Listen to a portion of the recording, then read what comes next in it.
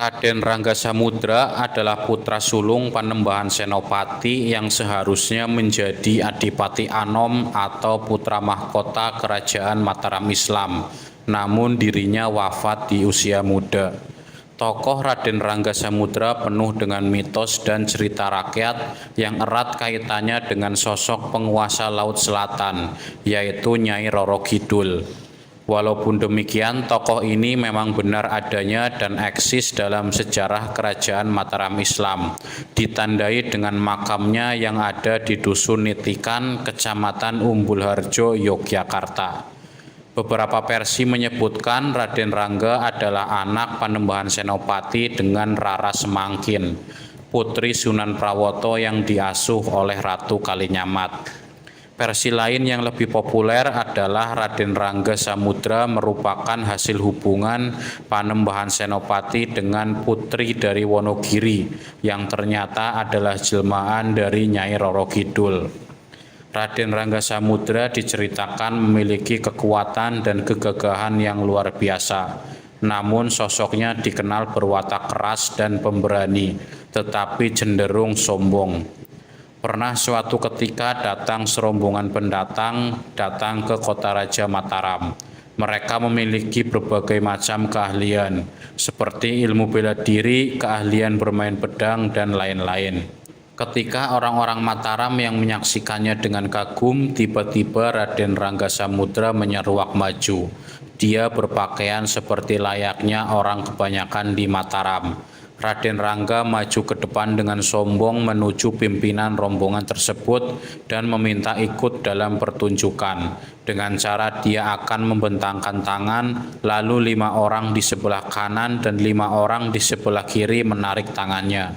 Kalau berhasil menariknya, maka akan diberi hadiah uang. Pemimpin rombongan merasa penasaran akan kesombongan anak muda itu. Kemudian menyuruh 10 orang pengikutnya untuk menarik kedua tangan Raden Rangga Samudra, masing-masing 5 orang. Ternyata Raden Rangga benar-benar memiliki tenaga yang sangat kuat. Meskipun ditarik 5 orang dari kanan kiri, tubuhnya tidak bergeming. 2 orang yang ikut menarik tiba-tiba merasa dipermainkan. Keduanya ingin memukul Raden Rangga Samudra. Lalu oleh Raden Rangga, kedua orang itu dibanting ke tanah. Pemimpin rombongan panik. Orang-orang yang menonton pun kaget setengah mati. Raden Rangga Samudra tertawa terbahak-bahak dengan sombongnya. Orang-orang lalu tahu bahwa pemuda itu adalah Raden Rangga Samudra, putra Panembahan Senopati. Semua orang diam dan satu persatu menyingkir. Kelakuan putranya itu sampai juga ke telinga sang Raja Mataram. Ayahnya Panembahan Senopati kurang berkenan atas kelakuan Raden Rangga tersebut. Lalu Panembahan Senopati pun menasehati putra pertamanya itu agar jangan sering pamer kesaktian, karena di atas langit masih ada langit. Panembahan Senopati lalu menguji Raden Rangga untuk mematahkan jari telunjuknya. Raden Rangga pun menerima tantangan ayahnya itu. Akhirnya dengan sekuat tenaga dia coba mematahkan telunjuk ayahnya. Namun walau sudah berusaha sekuat tenaga, namun tidak bisa juga. Setelah itu Panembahan Senopati meminta memijit kakinya. Tatkala sedang melakukannya, dirinya ditendang dengan sekali hentak oleh sang ayah. Raden Rangga pun terlempar cukup jauh. Raden Rangga yang merasa malu lantas pergi meninggalkan bumi Mataram. Ia terus berjalan hingga sampai ke Kadipaten Pati dan menemui Adipati Pragola. Raden Rangga meminta agar diizinkan tinggal sesaat di kediaman Adipati Pragola, tetapi ditolak. Karena marah, ia lantas keluar dan kembali melakukan tabiatnya yang buruk. Ia merusak segala hal yang ditemuinya. Dengan mengacung-acungkan pedangnya, Raden Rangga Samudra menantang siapapun yang ada di sekitarnya. Setelah ditolak di Kadipaten Pati, Raden Rangga Samudra kembali ke Mataram dan oleh Panembahan Senopati dia disuruh untuk berguru kepada Ki Juru Martani. Sambil ngeloyor pergi, Raden Rangga berpikir bahwa dirinya sudah sakti mandraguna. Kenapa masih disuruh berguru kepada orang lain? Sambil menunggu Ki Juru Martani yang sedang sholat zuhur, Raden Rangga iseng menusuk-nusukan jari ke batu ubin di tempat dia menunggu.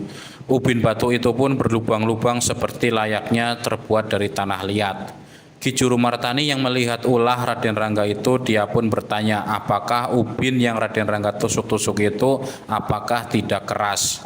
Dan seketika ubin batu itu menjadi keras, sehingga tusukan jari-jari Raden Rangga tidak bisa membuat lubang lagi.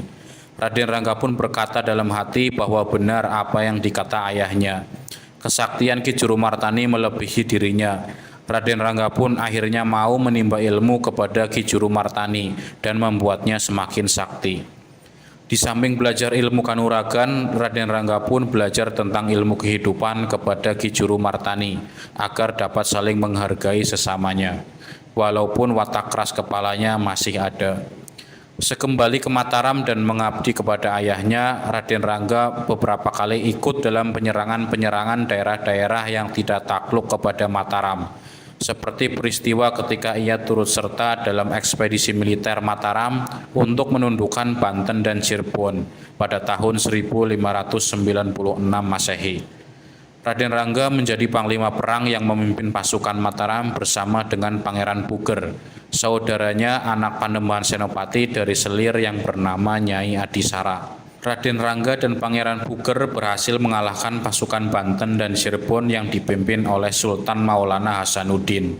Dalam peristiwa itu ia sukses mengalahkan seorang pendekar hebat dari Banten yang datang untuk menantang Panembahan Senopati. Raden Rangga menghadapi pendekar itu dan menunjukkan keterampilannya. Dengan pukulan tenaga dalam, Raden Rangga Samudera dapat menghabisi pendekar Banten itu seketika. Sayangnya, kisah Raden Rangga harus berakhir sedih. Ia meninggal dunia dalam usia muda karena sakit setelah pulang dari ekspedisi itu. Konon ketika pulang ke Mataram, di tengah perjalanan di desa Patalan, dia bertemu seekor ular yang sangat ganas, yang suka menelan orang. Terjadilah pertarungan antara Raden Rangga dengan sang ular. Ular itu langsung membelit tubuh Raden Rangga, lalu mematuk dan menggigitnya. Setelah bertarung mati-matian, akhirnya si ular besar bisa dikalahkan dan mati. Walaupun terluka oleh gigitan ular, Raden Rangga masih bisa pulang ke Mataram. Sesampainya di Mataram, dia pun jatuh sakit, sepertinya akibat bisa dari gigitan ular itu. Akhirnya Raden Rangga meninggal.